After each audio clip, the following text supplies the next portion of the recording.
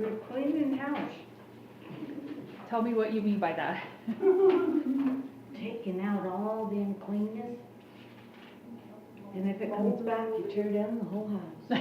Yes, which is, it's sort of the end of this long section, 2 whole chapters that we're dealing with spreading diseases, right? So spreading skin diseases as well as mold and mildew, anything that affects a person or material or a house, where it spreads and it's more than sort of skin deep or surface level. And okay, so with a house, it's serious. If you can't get rid of it, you have to tear down the house. What about with a person? We saw that last week too. What if that sort of thing affects a person? Well, you isolate them for a while, and then at some point they do a sacrifice Mm-hmm. with hyssop, red cedar, 2 clean birds, and a scarlet red yarn. Yeah. Thank you. And yeah, Yeah. so you can take over. Well, that skin disease is really serious. Yeah. Like the Yeah. impurity that comes from it is so serious that you're actually excluded from the community. It's like infection control here. Yeah, and it's not, most ritual impurities are not like that in Leviticus, but this is one that is. So spreading skin disease, you get excluded from the community. You remember you have to tear your clothes, let your hair go as if you're dead. That's the kind of picture that you get, is because you're cut off from the community. It's like you're alive, but you're dead.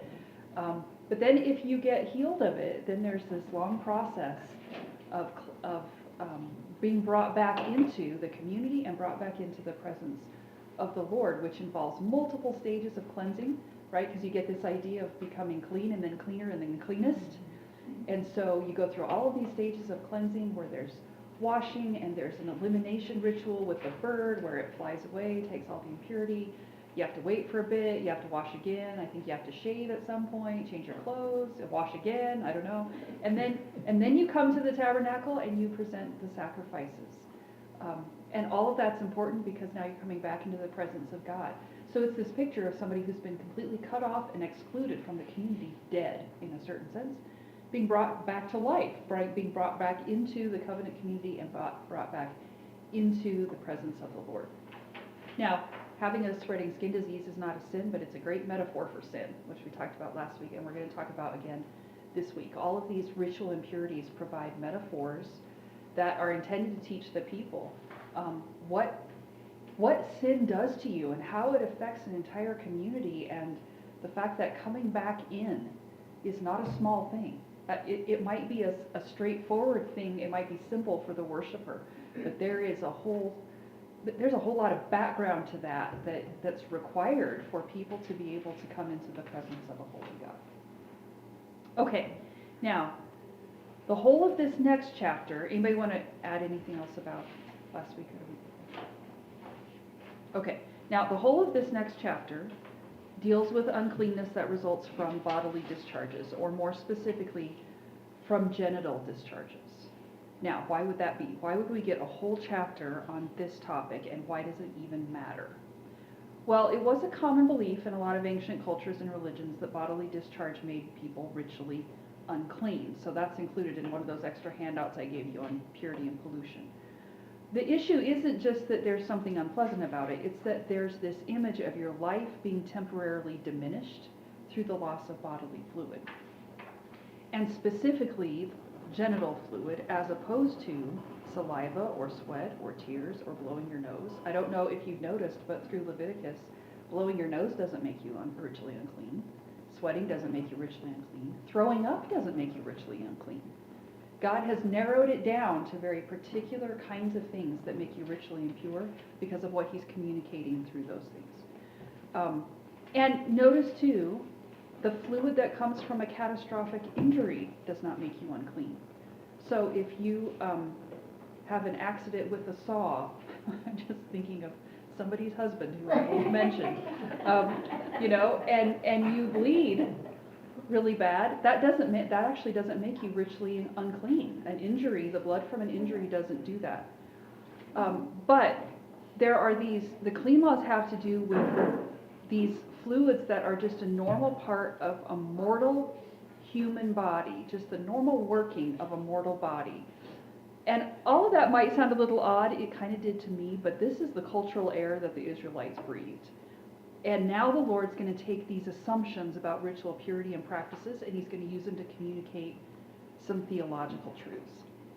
Now, in a certain sense, all of these clean laws have to do with bodily boundaries and how it is that embodied human beings relate to God. So the dietary laws address what goes into your body.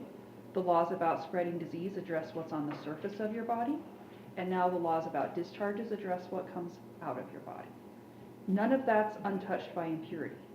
Now, again, that doesn't make any of it sinful, but it makes it a really useful metaphor for sin, which we'll come back to a little bit later. Okay, so let's look at chapter 15. The Lord said to Moses and Aaron, "Speak to the Israelites and say to them, when any man has a bodily discharge, the discharge is unclean. Whether it continues flowing from his body or is blocked, it will make him unclean. This is how his discharge will bring about uncleanness. Any bed the man with a discharge lies on will be unclean, and anything he sits on will be unclean. Anyone who touches his bed must wash his clothes and bathe with water, and he will be unclean till evening. Whoever sits on anything that the man with a discharge sat on must wash his clothes and bathe with water, and he will be unclean till evening. Whoever touches the man who has a discharge must wash his clothes and bathe with water, and he will be unclean till evening. If the man with the discharge spits on someone who is clean, that person must wash his clothes and bathe with water, and he will be unclean till evening. Everything the man sits on when riding will be unclean, and whoever touches any of the things that were under him will be unclean till evening. Whoever picks up those things must wash his clothes and bathe with water, and he will be unclean till evening. Anyone the man with the discharge touches without rinsing his hands with water must wash his clothes and bathe with water, and he will be unclean till evening. A clay pot that the man touches must be broken, and any wooden article is to be rinsed with water. When a man is cleansed from his discharge, he is to count off 7 days for his ceremonial cleansing. He must wash his clothes and bathe himself with fresh water, and he will be clean. On the 8th day, he must take 2 doves or 2 young pigeons and come before the Lord to the entrance to the tent of meeting and give them to the priest. The priest is to sacrifice them, the one for a sin offering and the other for a burnt offering. In this way, he will make atonement before the Lord for the man because of his discharge. When a man has an emission of semen, he must bathe his whole body with water, and he will be unclean till evening. Any clothing or leather that has semen on it must be washed with water, and it will be unclean till evening. When a man lies with a woman and there is an emission of semen, both must bathe with water, and they will be unclean till evening. When a woman has her regular flow of blood, the impurity of her monthly period will last 7 days, and anyone who touches her will be unclean till evening. Anything she lies on during her period will be unclean, and anything she sits on will be unclean. Whoever touches her bed must wash his clothes and bathe with water, and he will be unclean till evening. Whoever touches anything she sits on must wash his clothes and bathe with water, and he will be unclean till evening. Whether it is the bed or anything she was sitting on, when anyone touches it, he will be unclean till evening. If a man lies with her and her monthly flow touches him, he will be unclean for 7 days. Any bed he lies on will be unclean. When a woman has a discharge of blood for many days at a time other than her monthly period, or has a discharge that continues beyond her period, she will be unclean as long as she has the discharge, just as in the days of her period. Any bed she lies on while her discharge continues will be unclean, as is her bed during her monthly period, and anything she sits on will be unclean, as during her period. Whoever touches them will be unclean. He must wash his clothes and bathe with water, and he will be unclean till evening. When she is cleansed from her discharge, she must count off 7 days, and after that she will be ceremonially clean. On the 8th day she must take 2 doves or 2 young pigeons and bring them to the priest at the entrance to the tent of meeting. The priest is to sacrifice one for a sin offering and the other for a burnt offering. In this way he will make atonement for her before the Lord for the uncleanness of her discharge. You must keep the Israelites separate from things that make them unclean, so they will not die in their uncleanness for defiling my dwelling place, which is among them. These are the regulations for a man with a discharge, for anyone made unclean by an emission of semen, for a woman in her monthly period, or a man or woman with a discharge, and for a man who lies with a woman who is ceremonially unclean. Wow. I bet menopause was really rejoiced. Okay, now, there's a specific structure to this chapter. Maybe you noticed it begins and ends with major impurities that require sacrifice, first for a man and then for a woman. In the middle, it deals with minor impurities that don't require sacrifice, first for a man and then for a woman. And right in the center then, it deals with minor impurities that affect both a man and a woman. Now, it's interesting that it starts with men, because in various ancient cultures, women were considered impure just because they were women, or at the very least, they were considered more impure than men.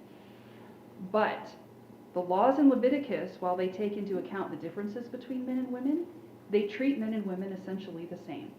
When it comes to ritual impurity, it's everybody's problem, not just women. And it's interesting, it starts with men. Okay, so verses 1 to 3, we start with instructions for a man who has an abnormal bodily discharge. Now the language right here is purposely vague because we're dealing with an awkward topic, but this would have been a genital discharge.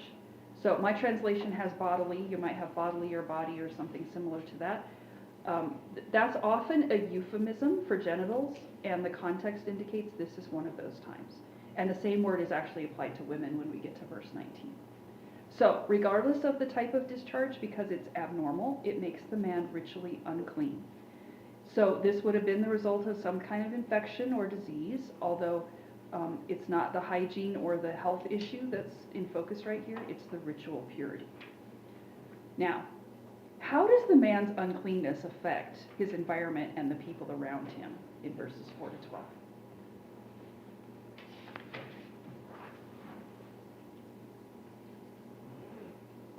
What was the question again?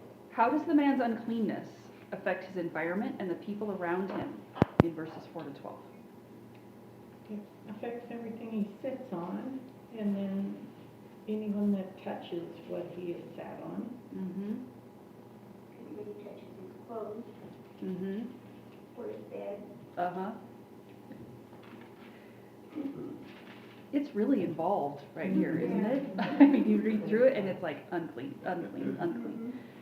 This uncleanness contaminates almost everything that the man comes in contact with. So anything he sits on, lays on, becomes unclean. Anyone who touches his bed, sits where he sat, touches him, becomes unclean. Now, did you notice that for them, it's a minor impurity? All they have to do is to wash their clothes, bathe, wait until evening, and then they're clean again. So it's not that big a deal for them if they just deal with it the right way. Mm-hmm. What if his wife sleeps with him the whole time? Does she have to do the cleansing once or every day? Every day. Wow. Yep. Did they do this up to when Jesus came? I mean, was this something As that? far as I know. Oh my word. And after Word he for came. the generation. And why just till evening? Yeah. It's just because a minor impurity just requires a waiting period. So sometimes it'll be 7 days, sometimes it'll be 33 days. In this case, it's just not even an entire, well, it's the whole of the daytime day, because it just communicates there's an impurity here, but there's nothing you actually have to do about it except to wait. Unless you've handled something.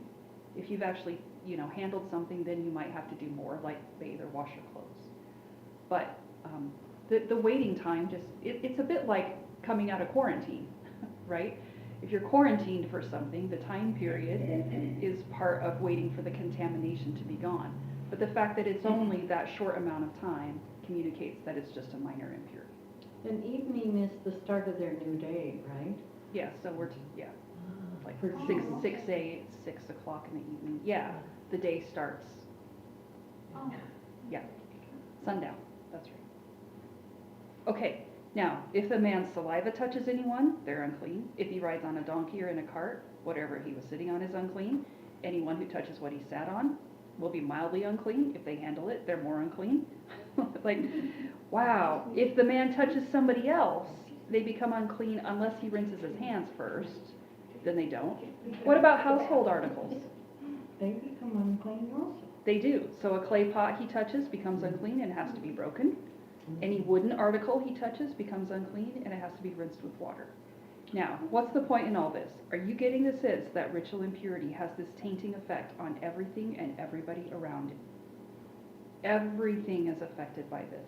Now, back to what you just mentioned about his wife. I mean, think about the man's wife and family. He doesn't have to be isolated like somebody does who has a skin disease. And that's a good thing, but this uncleanness would be a continual issue for everyone in his house.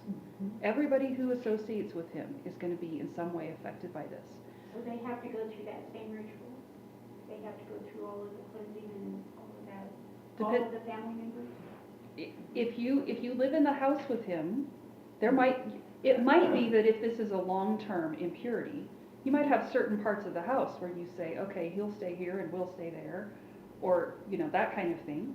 But if you're all, sharing a dinner table and you sit down together at dinner and you touch what he touched, you're unclean until evening, right? Now, you don't have to sacrifice for this. I mean, it's a minor impurity for you, so it's easily taken care of. But if his impurity continues day after day after day, his entire family is going to be affected by that. So Sally, when does this stop in Scripture, where they are no longer bound? Is it when Christ, where does it talk about in Scripture? You don't do this anymore. Well, all of the things that are to do with ritual purity are pointing ahead to what's coming with Christ. Okay. So it's not So that do he they does away know with, that? it's not that he does away with the rules, it's that he fulfills everything that's being pointed, everything that's being foreshadowed by the ritual purity is fulfilled Do in they Christ. see this? The believers do. Paul certainly did. How about them now? Do they realize I he's don't- sending?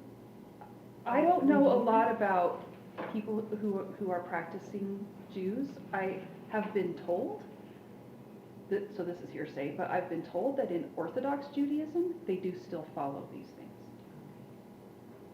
Yeah. But they don't sacrifice anything. But there's no sacrifice because there's no Right. temple. So they go to that point, like the birds and stuff, they don't. I don't know how much of any of that they actually practice. Because without a priesthood and without a temple, Right. you're very limited to what you can do. But I had a friend who said she knew someone who was Orthodox, and they had certain rules around ritual impurity in their house. Wow. Certain times when her husband would not sit where she had sat in the car, because if he wanted to go participate in something at the synagogue or whatever, he had to avoid ritual impurity. And this was somebody in like New York or something, but that's hearsay on my part. I don't actually know anything about that. But the ritual impurity things are changed for us in the New Testament because of what Christ has done. I was thinking about how difficult it was for some people to get water. Oh my Versus gosh. today, New York City, you can get your water pretty easily. It's not a small thing. But then, that was not easy. And look how frequently they had to get water. Yep. There's a lot of water in that chapter. So you would be very mindful then, wouldn't you, of ritual purity and impurity all the time? So you probably would want him in his own room. Probably. Don't kiss me. Or if you do it at 5:30. Yeah. Right. Now, I mean, this is something the man has no control over, right? I mean, it's not a sin. There doesn't appear to be anything he can do about it, but it still makes him unclean, which affects all the things and all the people around him as well. Okay, I said earlier, it's not a sin, but it's a great metaphor for sin, is it not? You have somebody who is continuing to engage in sin in your house. Does it not affect everybody in your household? Does it not affect everybody around you? There's this idea that sin does not stay where you put it. You don't bring it in your house, put it on the shelf, and it sits there. It spreads, and it affects everybody around you. Does it discuss anywhere venereal disease? Not that I know of. Okay, because that discharge probably would never go away. Mm-hmm. Wow. Or open sores either, or open sores either. That's what we talked about. Right. You know, the- Yep. Mhm. Yep. Okay, now, what does the man do when he's cleansed? So we're assuming now in verse 13 that he's been healed. The discharge stops. He's clean again. Then what does he do in 13 to 15? He hands off 7 days Mm-hmm. for his cleansing, for his ceremonial cleansing. He washes his clothes and bathes himself with fresh water, Mm-hmm. and he'll be clean. Yes. And when it says he'll be clean, that means he'll be clean as this stage can get him.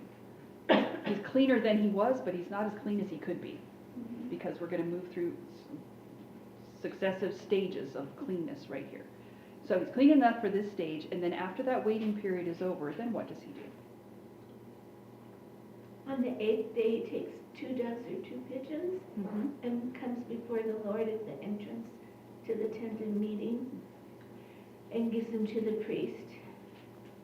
And then the priest sacrifices them, Mm-hmm. one for a sin offering and one for a burnt offering. Yep. And that way he will make atonement for the man.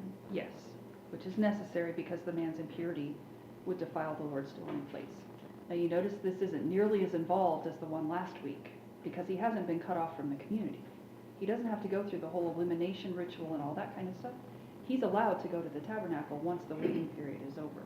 So he goes and offers these 2 birds, and that takes care of the purification and the atonement. And notice, I mean, this is for a physical impurity, not a spiritual one, but it's necessary for him to be cleansed, ritually cleansed. Okay, now that's for an abnormal discharge. What about normal discharges in 16 to 18? This is temporary stuff. How unclean does it make him or not? I have a question. Mm-hmm. So a defiling skin disease would have a rash or something, a sore, a Mhm. boil. Yeah. So if the boil had a discharge, so how do we like mix them up? I mean, there's the ritual for the defiling skin disease and then the ritual for a discharge. And like, does the priest determine all this or? They're not looking, They're that's not- what I took into Yeah, this- consideration, they're very timid. When we come to this chapter, did you notice you don't have to be examined by a priest for any of this? Oh, okay. Because we're dealing with genital discharges. Oh, They're very shy. so even everything we've discussed is genital discharges? This Okay. entire chapter is, chapter 15 is. Okay. So it's dealt with differently, and you don't have to have any kind of examination by a priest. It just stops, and you go to the priest, and then you offer the sacrifice. I was thinking, that's weeping and, Right, yeah. In which case, you would have to deal with it not as a discharge, but as a skin disease. yes, okay. Yeah. Okay, now, if it's just a normal temporary discharge, then what in 16 to 18? You wash with water and you're unclean until evening. Done. Easy, right? Mm-hmm. So it's a minor impurity that just requires bathing, washing, waiting till evening, and there's never a sacrifice for it. For this kind of thing, there's no sacrifice necessary. And that includes men with a normal discharge as well as men and women when it comes to sexual relations. So that might sound a little strange, but again, this is the cultural air the Israelites breathe. There's stuff, there's documentation about this kind of thing from the Babylonians, the Egyptians, the Greeks, the Romans, the Arabs, this is a very common idea for them. And again, it's important to note that being unclean is not a sin. It's a useful metaphor for sin, which we'll come back to in a minute, but ritual uncleanness is not a sin, and it does not imply that there is anything sinful about anything that's included in this chapter. It doesn't imply the fact that there's ritual impurity that's involved, that results from having sex, doesn't mean that sex is bad or that God disapproves of people who fit any situation described in this chapter. The issue is you have to deal with it. There are certain boundaries that come with that impurity, and you have to deal with those boundaries right. Now, having said that, there is also a very important practical boundary that all the commentators point out right here, and it's a boundary that's established by having this uncleanness associated with sexual relations. And that is, the pagan worship practices, they often involved sex. They often involved ritual prostitution.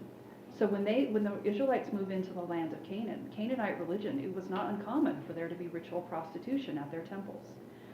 The whole ritual prostitution part aside, which is a problem in itself, this law right here completely excludes anything like that from happening at the tabernacle or the temple of the Lord. because it makes you unclean. You cannot engage in something like that at the tabernacle because it makes you ritually impure. So God has just forbidden all of that, just right here with one law. And that's really important for distinguishing the God of the Israelites from the gods of their pagan neighbors, that they cannot mix sexual rituals with worship of the Lord. Now, we read a few weeks ago, we read a bit about Eli's sons at the beginning of 1 Samuel, and how they were dishonoring the Lord by the way they were treating the offerings of the people. We didn't read on after that, but there's a bit after that where it actually mentions that the sons of Eli were sleeping with the women who would come to work at the tabernacle.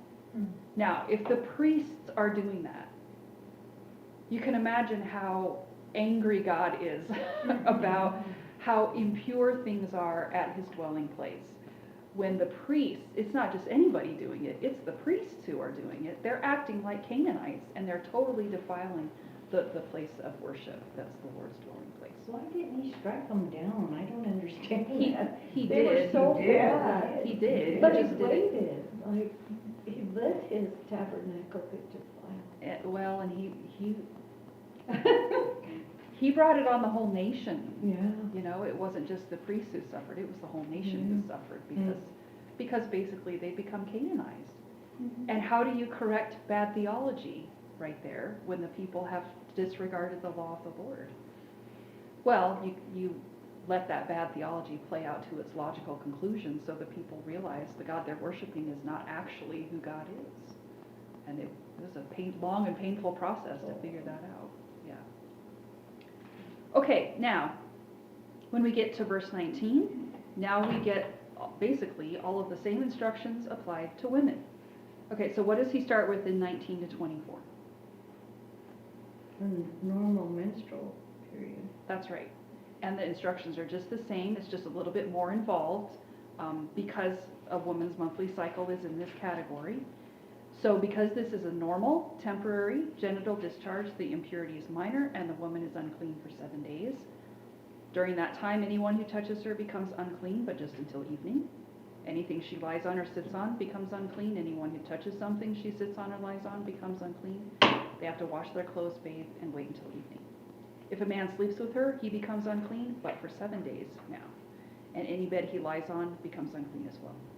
Now, it's not stated here, but my assumption based on the previous instructions is that at the end of that week, she would wash with water, but no sacrifice is necessary, and no sin is implied. And it sounds like she can still cook. Yeah, which is the most important thing, right? You're trying to think, what could she get out of right here? Cleaning, she could get out of cleaning. Okay, now, what about the instructions for an abnormal discharge in 25 to 27?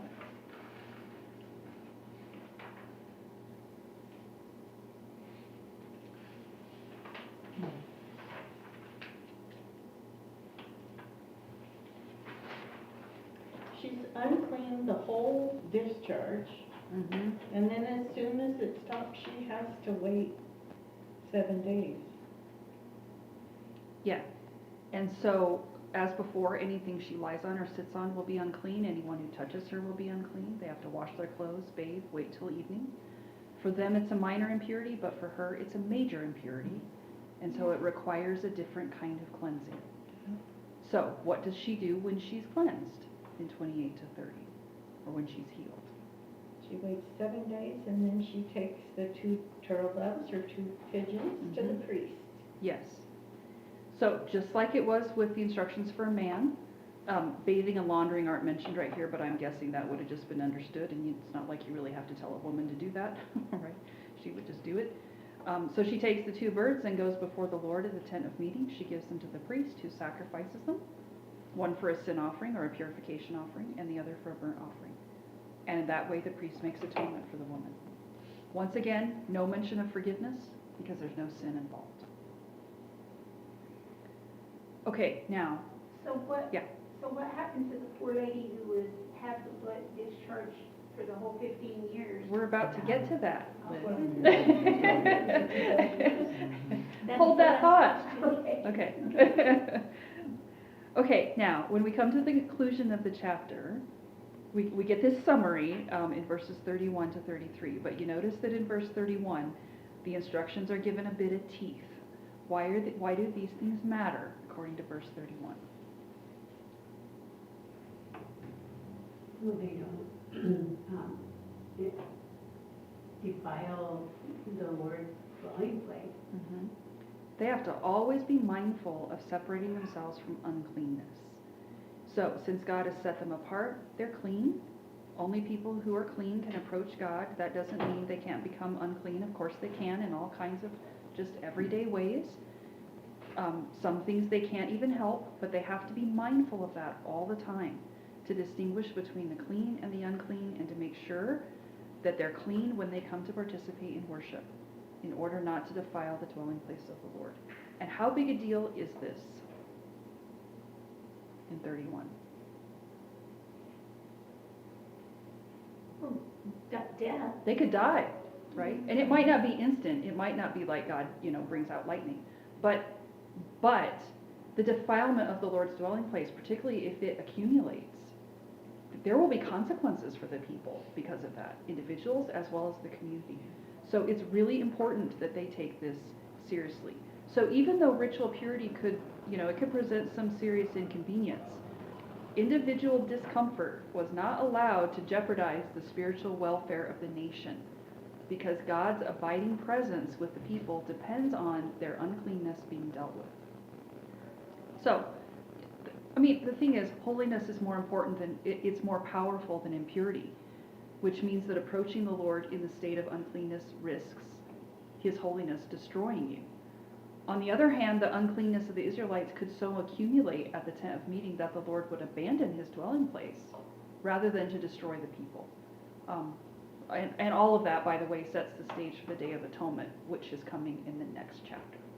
Can you, somebody tell me geographically, or they're wandering in the wilderness, right? Yes.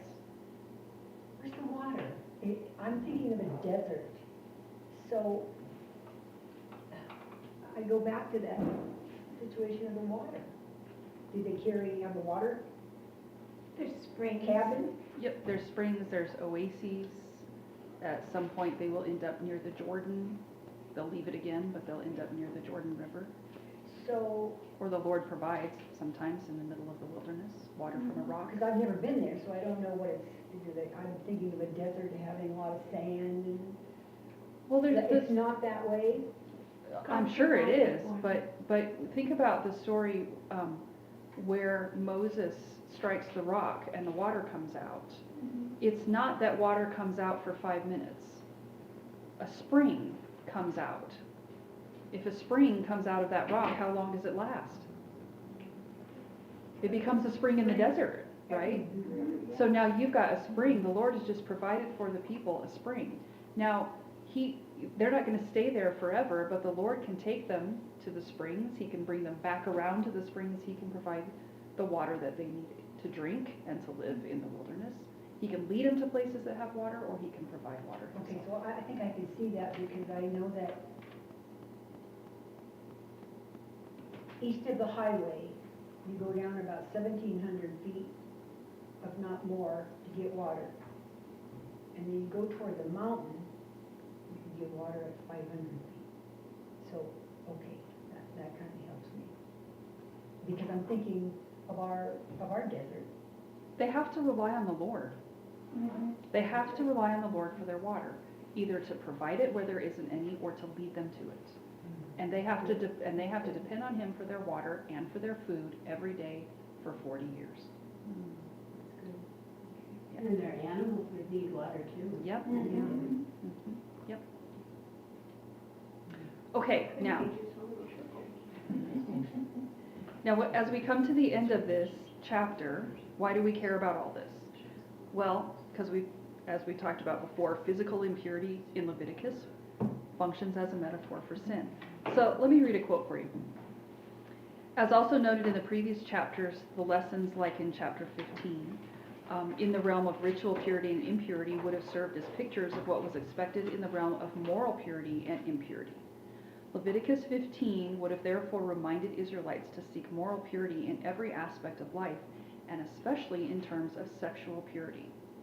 That's why it matters that the entire chapter is about genital discharges, because when we get to chapter 18, we're going to have an entire chapter on sexual sin. Because if you want to talk about things that contaminate, what is it that contaminates a family faster than sexual sin? Or even what we'll see in chapter 18, what is it that tears a family apart faster than sexual sin? So that's, of course, that's not the only sin. There's all kinds of other things. But there's this reminder, a continual reminder that you have to deal with impurity and purity, the goal being that people will then transfer that understanding to spiritual things, where you're not just thinking about the physical, you're thinking about the spiritual. You're looking at the rituals, but you're thinking about moral issues and the kinds of things that contaminate you and the people around you and that disrupt your relationship with the Lord. Deeper fellowship with God was the goal of holiness, and the clean and unclean laws are set in this context of pursuing holiness. Okay, I mean, just before we go on, just think about the nuances of sin that are implied by the fact that so much of the uncleanness in this chapter is involuntary. I mean, even right here, it's not a choice that you make, it's just the consequence of being human. How much of our sin is the same way? Where it's not, I mean, how many thoughts do you have that come into your head before you've even had the chance to be like, wait, where did that come from? Right? There are things that make us unclean just because we are human beings. And how do you deal with that? There's a contamination that comes at you from the things that you ingest from the outside, like with the food laws. And when I mean ingest, I don't just mean what you eat. I mean the things you take into your eyes, the things you take into your ears. There are things that contaminate you. There's stuff that's on the surface, like we talked about with skin diseases, and there's stuff that comes out of you, all of which makes you unclean. Not just ritually, but spiritually, those things make you unclean, because part of the human condition is there is sin and impurity that comes out of us. How often? Once a week? Every day, right? And which is why the clean laws are daily kinds of things that you go through, this reminder that you always have to be dealing with uncleanness and impurity. I mean, think about that even in your spiritual life. How often do you have to confess sin? How often do you have to come to the Lord for purification? Day after day after day after day, right? Because impurity is just part of being human. But the Lord has provided for our purification. And it's important right here, it's not just about forgiveness. Forgiveness didn't get mentioned anywhere here. Not because forgiveness isn't important, but because forgiveness is just one aspect of what we get when we come to Christ. It's purification. That's the thing that matters here. And that's what we get from Christ as well, the purification that comes, that we need because of the contamination of sin. Okay, now, Liz, let's look at Mark chapter 5. We're going to look at Mark 5, verses 21 to 43. Which verses? 21 to 43.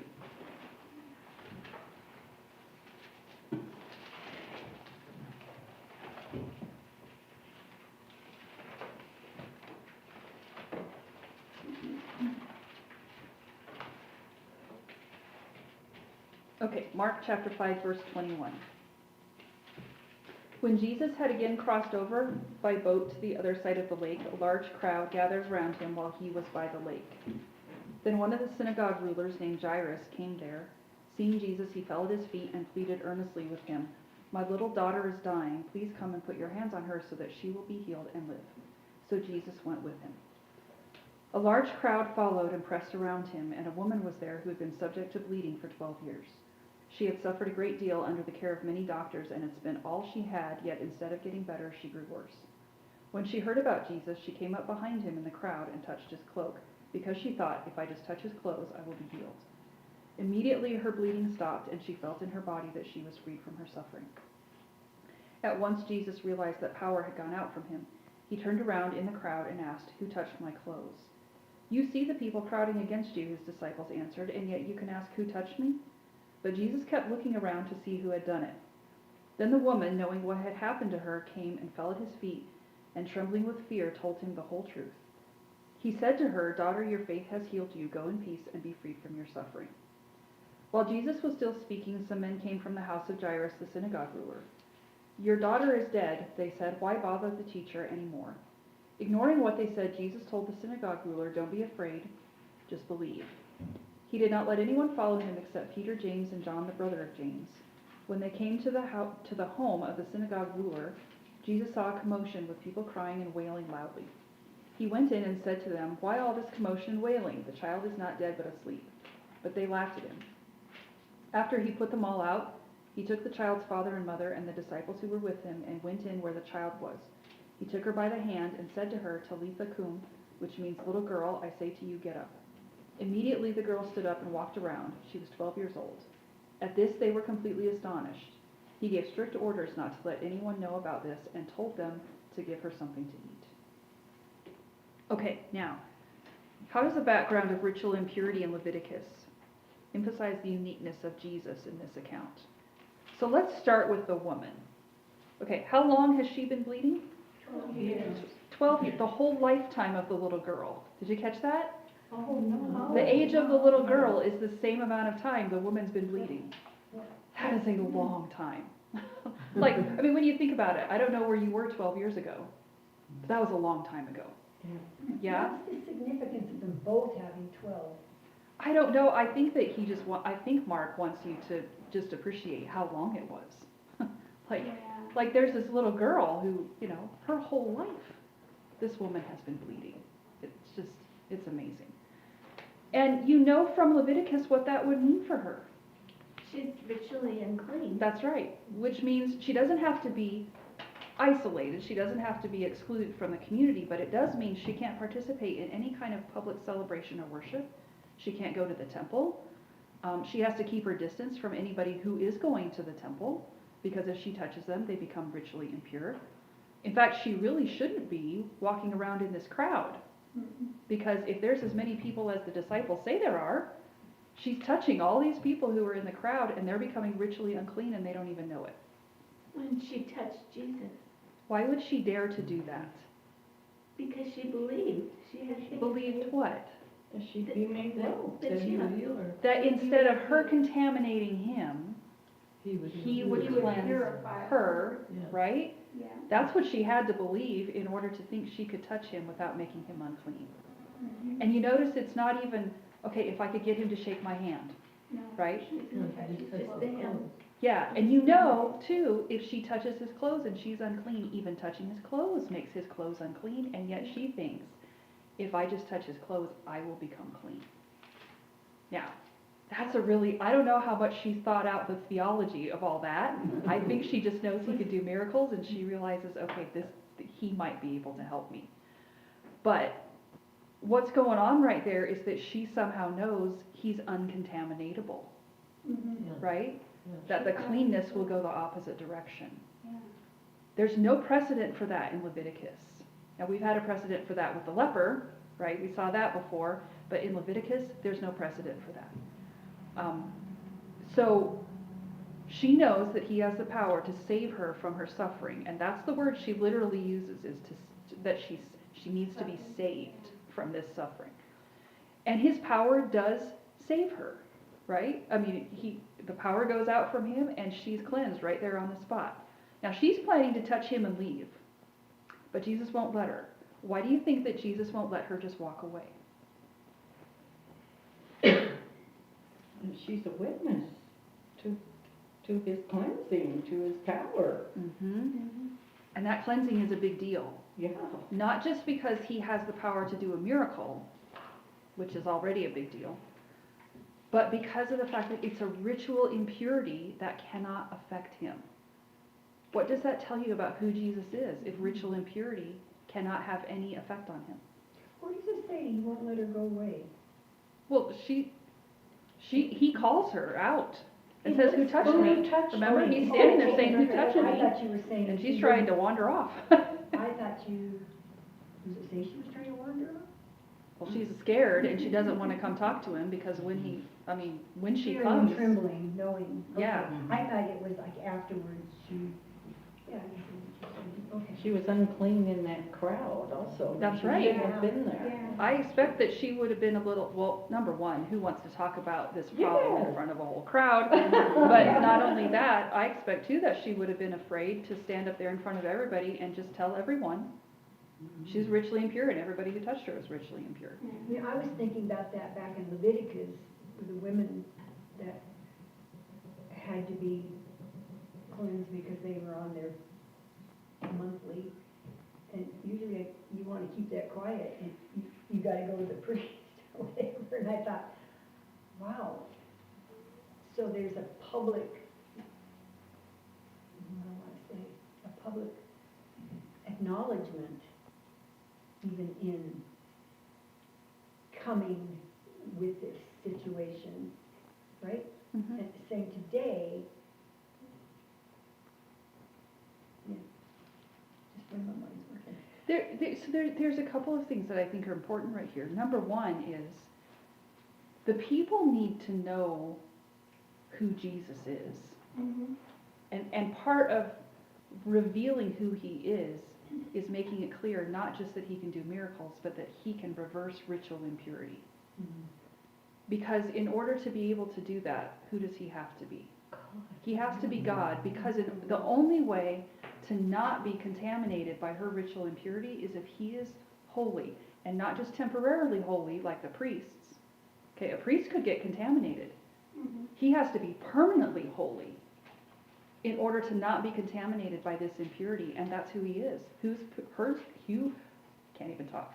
Who's permanently holy except God, right? So one thing is that the people need to see that about Jesus. I think there's also the issue that Jesus wants the people to see what happened to this woman, to know that she's clean, that she has now been freed. He wants to know that he wants her to know that he sees her, right? This isn't just a matter of you get your miracle and you walk away. How did Jesus respond to her when she came and told him everything that happened? Your faith has made you well. And did you notice what he called her? Daughter. It's a very kind, very gentle, kind of inviting. I think it's important that she has that kind of interaction with Jesus, to walk away knowing she doesn't have to be afraid of him. And he wants that kind of interaction with her. Now, what's interesting is that in Leviticus, you had to keep your distance from God when you had ritual impurity. But Jesus not only gets touched by her, but then he stops, turns around, and tells her to come to him. Mhm. He tells her to approach him. He wants her to come near. Because he's doing all this to reveal something about who he is. So in Leviticus, what happens there? I'm trying to get the contrast. You said that they tried to keep, you had to stay away from God. You had to keep your distance if you were ritually impure. Like distance from The temple. tabernacle, from the presence of God. Mhm. Yes. Or you get, struck down, which is kind of or something bad would happen. Well, you would sort of expect that to happen to this woman right here. Mhm. Mhm. If Jesus is permanently holy, how is it that he can touch this woman without her getting, without destruction coming on her if he's permanently holy? Because what you see right here is that Jesus destroys the impurity without destroying her. And how can he do that?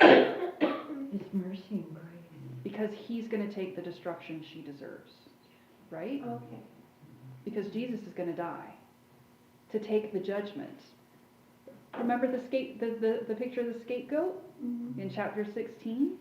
How there's this image of purification of the Lord's dwelling place, and then of the people's impurities being taken away. So the people get to stay in the presence of the Lord while their impurities get removed by the scapegoat. Who is it ultimately who's removing the impurities? It's Christ. Those things are pictures of Christ. So this woman can stand there in the presence of a holy God because Jesus is the one who takes the impurities away. He's the one who provides purification. He's the one who takes the judgment of destruction. Okay, now there's something interesting. If you're a Jew watching all of this happen, you should have a million things going through your head right now, right? If you're looking at this from the background of Leviticus 15, There's all kinds of things that, wait, what? What's happening right here? There's something that would follow logically from what just happened with Jesus. If the holiness of God is resident in him, if he's permanently holy, and if he remains clean because he reverses people's uncleanness instead of being contaminated by it, well then what would happen if Jesus, who's permanently holy, came into contact with something that is permanently unclean? So this woman, she's temporarily unclean, and Jesus just removes the ritual impurity by healing her. What if he were to come in contact with something that is permanently unclean? Now, would it just be like two magnets that, repel each other? Actually, no, because what we see in Leviticus is when what's permanently holy comes in contact with what's permanently unclean gets destroyed. So, okay, if you're watching this and you're thinking about Jesus, then you think, what if Jesus were to come into contact with, say, a dead body, which is permanently unclean? The holiness of God, the permanent holiness of God, cannot coexist with the permanent uncleanness of death. So there's only two things that can happen. Either the holiness of God is going to completely obliterate the corpse, or it would have to reverse it. Could the holiness of God actually reverse the condition of death? It's a miracle. It's not an accident. That's the next thing that happens in the story, right? With the little girl, is that Jesus goes into this house where everything's unclean, and he doesn't heal her from a distance, right? He goes into her room and he takes her hand. And what happens to death? It gets forced out. He conquers it. That's right. So when we're talking about the holiness, the permanent holiness of God overcoming uncleanness, the ultimate uncleanness is death. And Jesus can reverse it just like he can reverse the woman's ritual impurity. And that's what he does next. Now, again, how is it that he can do that instead of destroying it? Because he's going to die himself. He's going to take the death that people deserve. And even when he dies, death isn't going to be able to keep hold of him, right? Death is going to be a temporary issue for him because the permanent holiness of God is going to break him out of the grave too.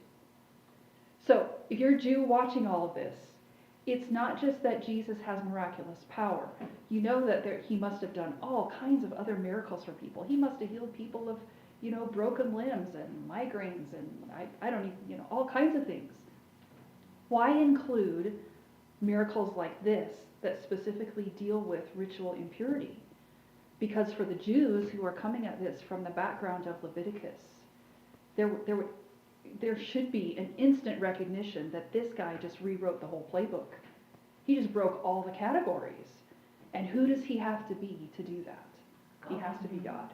That's right.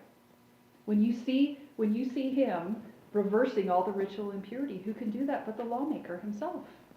And that's who Jesus is. He's the lawmaker. He's the Lord of the law because he's God in human form.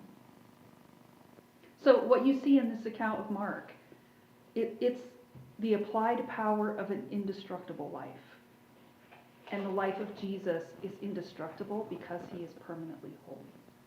And then the question for us is, if Jesus can cleanse people's physical impurities, can he cleanse their spiritual impurities too? Because that's what all this is pointing toward, is not the ritual issue, but the spiritual issue. If he can reverse their situation by purifying them of skin diseases and unclean discharges, and even death, can he reverse our situation by purifying us from sin and by reversing our death too? Yes. Yes to all of that. He can, and he does it not by touching us, but by dying for us. So the indestructible life of Jesus purifies us from sin, and it overcomes the grave. Which I think is why, again, I mentioned this last week, but I think that's why in Isaiah 53, there's this line that says, by his wounds we are healed. Mm-hmm. We don't get healed without Jesus being willing to die for us. Healing, and it's not just physical healing, it's healing comes because Jesus takes our place, because Jesus takes the destruction that we deserve. Okay, I'm going to stop there. Comments? Is there anything you'd like to add? I have a question about, like, the children. In a family, it just seems like the kids are always touching their mom and dad, and I just wonder what the ramifications of that would be. So the only time when that uncleanness matters is if you are going to worship at the tabernacle, right? Or you're gonna be in contact with somebody who's gonna go worship at the Right. tabernacle, right? So you can't, it keeps you from being able to participate in any kind of festival or celebration of the tabernacle, or from taking part in a fellowship meal. But beyond that, you can go about the rest of normal life. So the thing is, if you're planning to make a pilgrimage to the tabernacle to participate in Passover, and you're gonna take a fellowship offering with you that everybody's gonna eat, you have to be mindful of stuff before you get there. You have to be thinking about the ritual impurity stuff before you get there. But if this is like 3 months before that, you go about normal life and you just know you become impure on a daily basis, but you just make sure that you deal with it the right way so that you don't pass that on to other people who might then go to the tabernacle and defile the dwelling place of the Lord. So at first you made that sound like, if I'm going to the temple, then I gotta do this. But then if you ended that with, but for daily life, you better keep doing it. So, The boundary is, you cannot go into the tabernacle courtyard if you are impure. That's the boundary. Yep. So you can carry on with all the rest of everyday life, as long as you're not crossing that boundary and taking part in something that requires you to be ritually clean. But if ritual impurity is communicable to other people, okay. you have to deal with it in the right way, because you could pass your impurity on to somebody else who then goes to the tabernacle, I right? just thought maybe there was a cop out there for me. It doesn't, I mean, you can still go about daily life. It doesn't stop you from doing anything that you do in your normal life. You can still sit down and have lunch together and just go about everyday life the way that you do. You go out and farm, you work in your garden, you do whatever. You just can't go eat a fellowship offering at the tabernacle if you are ritually impure. And if you know you're ritually impure today, but it's a minor impurity, you wait until tomorrow to take part in something like a fellowship offering. But you see then why you would typically go as a family if you're going to go, because your whole family has to be thinking about ritual purity. If your kids are going to be involved in a fellowship offering, then your whole family has to deal with this ritual impurity. But that doesn't mean you can just ignore it, day in and day out, because you have to be mindful of who you're touching, how that affects the people around you. I mean, you would just never stop thinking about ritual impurity, would you? It would be something that's on your mind all the time, this idea of being clean or unclean. And every time I read this, I think, I should have that attitude toward holiness. And I don't, but I should. This idea of just always thinking about how things impact me, how I impact other people, how it is that holiness really should define life. And am I mindful of that, just day in and day out? Yeah. But you know what it does? It could rob you from, we're supposed to be worshiping Him. And it I can see how that could rob you from that. Just like, I was picturing them walking to the tabernacle. A lot of times you'd be worshipful if you're going to the temple. But, I don't see how they even have time to think of worship. They're so busy thinking about this, all these details. Well, what is it that frees you from the impurity, ultimately? Christ. Yes. It's the sacrifice. Yes. And that's the thing that you have to come back to, even in the Old Testament. What they come back to all the time is the sacrifice is what ultimately cleanses you. That's what gives you access to God. That's what gives you the way into fellowship with the Lord, is the sacrifice. You come with the sacrifice, you're fine. You come without the sacrifice, there's no, Well, I think even if you today do, as you were just saying about holiness, I think there are churches that do try that. Mm-hmm. And I think that you can put too much effort into that, where you are not worshiping Him, you're spending more of your energy Yes. on The point is not to Striving for become, that the point is not to become OCD. Right. Or legalistic. The point Yeah, is not to yeah. become so obsessed with it that you can't function.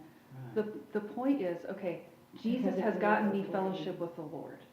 I'm already in. Like, I'm already into the tabernacle courtyard because I am in Christ. I have the sacrifice that I need.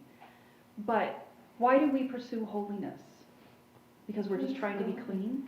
No, because we want fellowship with the Lord. Mhm. And it's not that, all fellowship is off limits if you're not minding your P's and Q's. But it is that, how can you have intimacy with somebody that you're constantly at odds with? So the purpose of pursuing holiness is to pursue God, to know God better, to be more like Him. So we have access. We don't have to stand back without the access because Christ has gotten us the access. But now, I want to pursue holiness, not because I'm worried that God's going to exclude me from something, but because I want to know Him better. I want to be more like Him. I want a more intimate relationship with Him. So it's not that we're pursuing purity as much as it's that we're pursuing God, and purity is the means to that. But I know you're right. It is really easy to become, and I have also been in churches where it's just like if you, I was just talking to somebody the other day who has a friend who said,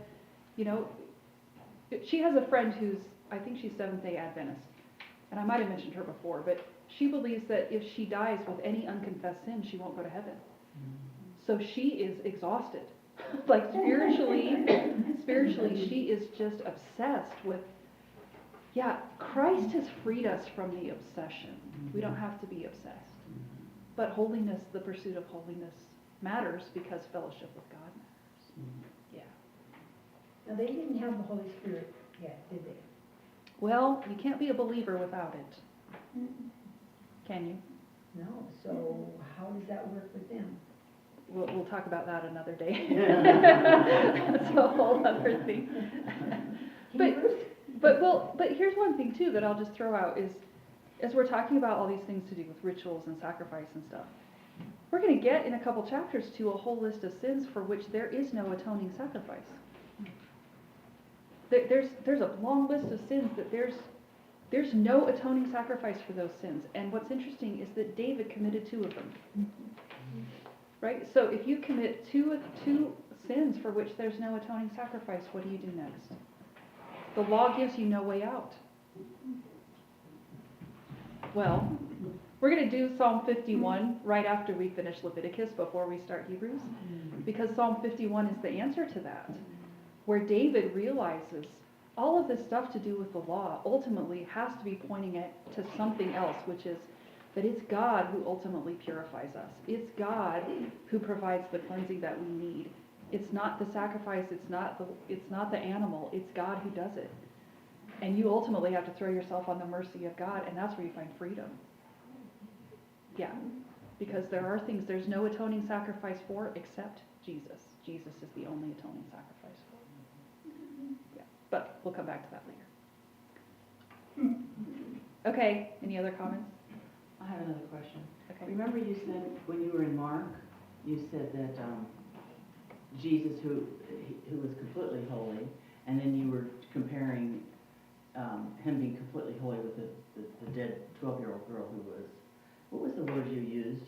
Because you just used one word for the opposite of holy. Unclean. Permanently, there's permanently holy and permanently unclean. I don't know what I said. Sorry. Because I liked what you were saying. Watch the live stream again and you'll, Oh. but yeah. Just scroll forward to like minute 50 or something. Was it destructible? I don't know. Was it what? Destructible?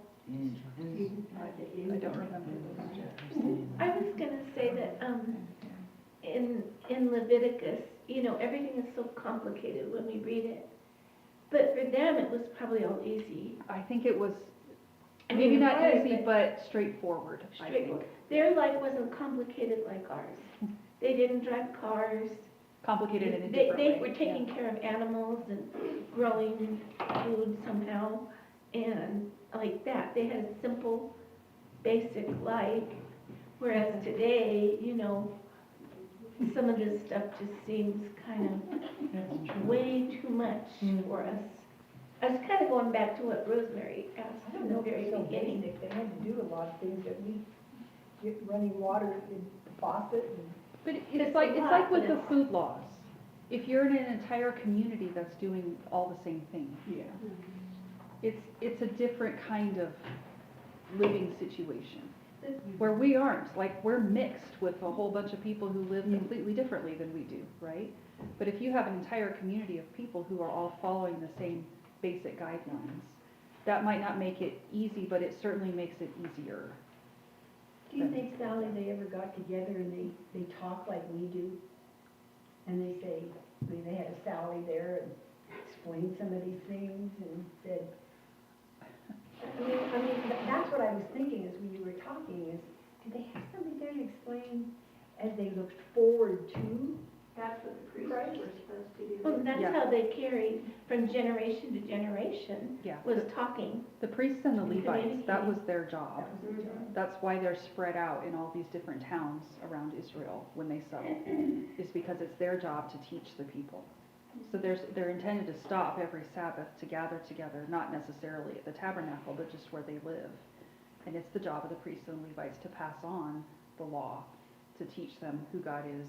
And then, of course, you come, later to the Psalms, people who are writing songs that are intended to teach the people, the prophets who are proclaiming things to teach the people. That's a good point, So- because David, he talks about the Redeemer, so, yeah. Yeah. We as a society too are very, this day and age, we're a spoiled society. We take so many things for granted that, I mean, I don't think any of us could have lived the way the Israelites lived. I mean, without running water, having to walk through the desert for 40 years and, I mean, you had to have faith. You We're- just go, you just It's go worse, on a it's worse 2-week. than the annual hunting trip, You isn't just it? you just go on a 2-week But I don't know. backpack trip. What's that? You go on a 2-week backpack trip. and then Yeah, and 2 weeks is Dawn's all we can on you. handle it. So when you read Exodus, it's not much of a stretch, is it? When you look at the Israelites and you're like, those Israelites, why don't they stop complaining? Yeah. Well, I think everybody would have been, like, I would have been complaining too. I don't even like camping. I'd been like, I don't want to be in this tent, My idea of camping is the best Western. I'm right there. All I can imagine is traveling to Jerusalem for the Passover and climbing up the stairs and going, oh, my period just started. Oh, you're like, we gotta wait a week. I have to wait for a week.